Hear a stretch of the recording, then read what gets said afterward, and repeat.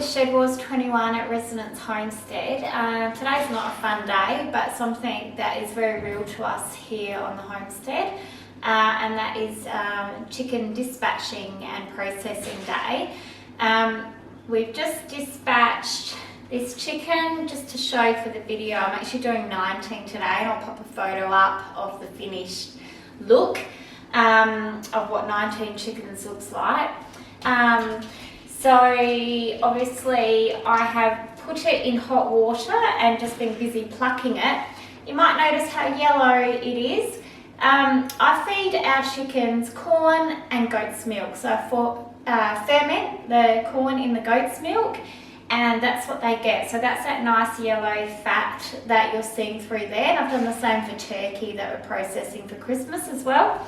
So all I've done is put it in the sink in hot water, just hot from the tap, brings it up to a nice temperature, giving it a good dunk around. Start with the hardest feathers before it starts to go cold. So I've done the pin feathers and basically worked myself around on the thick feathers before doing the light feathers, and given it a wash. It's sat in some cold water for a little bit. I've got a bucket for the feathers so that can go straight out into the compost afterwards.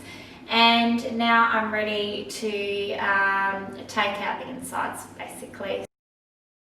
Alright, so I just get the neck here and I just begin having a look around, working out where everything is. This is the first one I've done for the day, so it's a little bit of just reintroducing myself to processing chickens. It's definitely easier to take that skin off, but I wanted the skin on this one. It's going to be served as a roast chicken, so I wanted the skin and all that lovely yellow fat. But most of our chickens, I generally lose the skin on them because I butcher them up. So here you can see all the different bits that are in the neck. There's not a lot of blood, but every now and again there is, so you just rinse that off. So all I'm doing is parting everything out. I'm looking for the crop. You don't want, there could be stuff left in the crop, so you don't want to be squeezing that out onto your meat if you can prevent it. I don't feed my chickens the night before processing to hopefully ensure that that crop is as empty as it can be, but just go through and part everything away from each other, and I just use my fingers. You can use a knife if you don't like touching it, that is more than okay.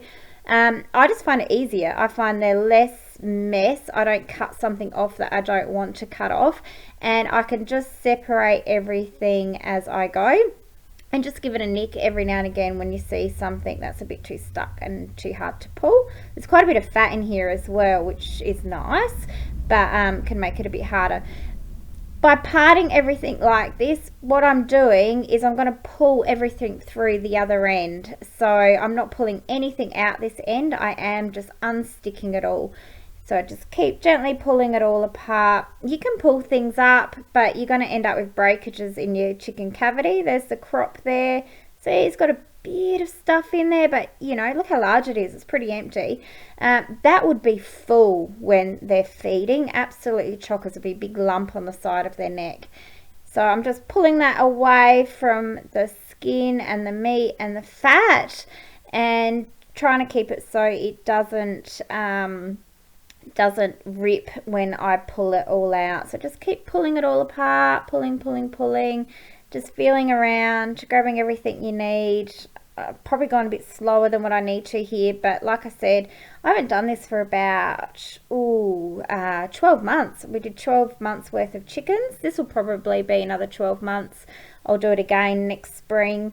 And yeah, I'm pretty happy with how this is looking. Some of it can be joined together. Obviously you want off that neck bone if you're keeping the neck bone, which I use the neck bones to make stock, but generally that's what goes in the pan. I roast that as well, and that is what I use to make the gravy. So we're almost all apart here, just the final bits. I'm probably doing it more than I have to, but like I said, I just want to make sure of it. And you can see it's really nice and neat and not a lot of blood. Flip her over. Well, actually, if we want to go into that. Right, you can see this joint here in the leg. So if you imagine your knee where the two joints go together, you want to cut in the middle of that joint. So I'm just bending it and you can kind of feel, it shouldn't be too hard to cut at all. I can almost rip this if I want to. I can just push it back, and you see that knuckle there, and just rip it in half, and then just cut through the final bit when you're done. That will go to Jet, our dog. And just do the other one. So again, find the joint, slit it, pull it back, it'll pop, and just cut it off. Easy. So you got a nice neat end there, and that's the easiest way to do it. Just bend the leg and do it. You could have pulled a little, I didn't have a lot of skin there to pull back, so you could cover that knuckle. So I'm not too worried about that. There's a few pin feathers. I'm just going to get them out. They've obviously missed in the plucking, but that's okay. You'll see those as you go through. No stress there. Alright, so you can feel that end bone there from the breast, and you can feel where the cavity is. And see here, that is your, what's that called? The little sac where all the gooey stuff comes out of. I can't think what it's called at the moment. But anyway, you don't want to slice through that. You don't want that oil. Sorry about the hair. You don't want that oil going through into your meat. Some people keep that on. I remove it all because no one eats it, and I want to make sure that that oil gland is gone, and I find it just easier to open up the cavity. So I'm just going to get my arm in the way a bit here as I'm doing that. There's no way around that for me, I'm afraid. So I'm just, again, feeling around and pulling it. There's the gland there. I've well and truly made sure of it. You can tell I don't want anything to do with that gland. You could have gone a bit closer. I just like to make sure of it. It's no big deal for me. Cut a little hole. This bit smells. Lean back as the cavity comes out. That is just pure cavity. All the organs are concealed in themselves. There should be no mess. There should be no blood because you've bled out the bird when you've processed it, when you've dispatched it. And now all I'm doing is feeling and cutting around. That's fat there. So just cutting through that fat. You might not have that level of fat. You might have more. Each bird is different. This bird was very well fed. I wanted this one nice and big. It's been on that corn and goat's milk more than the others, so that we could have this as a holiday meal, as a roast. And just, you know, pull through the sinewy bits as you go. You can really see what you're doing, and you can avoid those organs. So again, I'm just really getting off the cavity, and everything's pretty much out now. So reach in from to the very top as high as you can go, and just pull it out as you go. So you're just pulling it through right from the top, just pulling it down and out, and just keep going. You're just really feeling around. I'm going up high as the neck, and just pulling those two cords and the crop through with it, so it all comes out as one thing, and just keep pulling it through. And you're kind of scooping it really, so nothing's breaking as you're doing it. You just keep scooping it through. You don't want any of those organs to break, especially the gallbladder and the bowel. That is going to taint your meat. But it is a cavity, so if that does happen, just get it out as quick as you can and give it a wash. So here's the liver looking really large and healthy, and the kidneys. So I'll cut all that off, and that will be kept. Sorry, again, my hair's in the way. It's almost long enough to put back in a ponytail.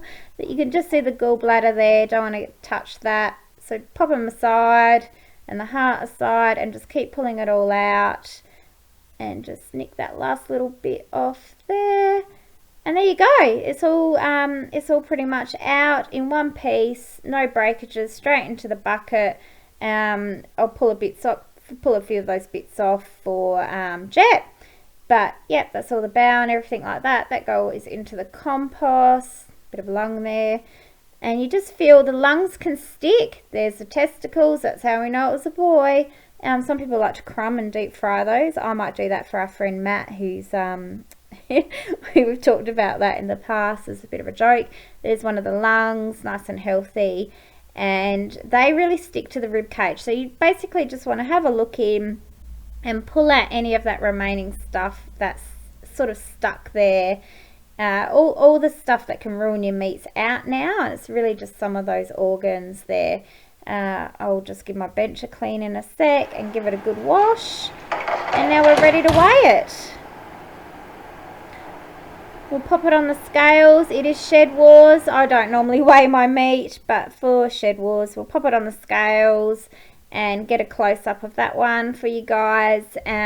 This is bigger than the other 19, so I won't be using this weight as a total weight for my chickens. The others I skinned and didn't keep the skin. It came off with the feathers, and yeah, that's how you process a chicken. So now we'll just remove the neck. Again, it's just pulling it back. Sorry about the arm, I just can't get around with it there. And just pull the neck back as far as you want it, really. Try and get as much as you can. Awesome to make your gravy. And you can see I've got a fair bit of skin there, and that will just cover that hole up. There we go, there's the total weight, and there's what the chicken looks like. I hope a little bit of this resonates with you guys. Pop it in your fridge for a couple of days, and then pop it into the freezer. Thanks everyone.